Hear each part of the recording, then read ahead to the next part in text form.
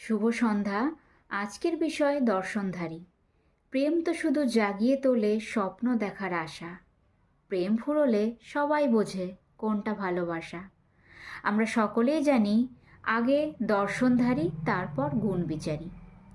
চোখে আমাদের এমন একটা জিনিস, চোখে যদি কোনো কিছু পড়ে সেটা যদি সেই সৌন্দর্যের মাপকাঠিতে আটকে যায়, আমরা তবেই সেখানে কিউরিসিটি দেখাই, তবেই সেখানে আমাদের ইন্টারেস্ট থাকে, আদারওয়াইজ নট।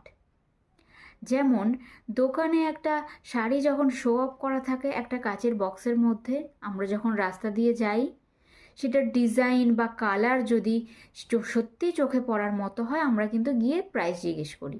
কিন্তু কেন করি? আমরা তো জানি না শাড়িটার কি ম্যাটেরিয়াল, শাড়িটা কি শাড়ি, বেনারসি, সিল্ক, কটন, কিছুই জানি না, তসর, কিছুকে তো জানি না আমরা, কিন্তু কেন করি? বিষয়টা হচ্ছে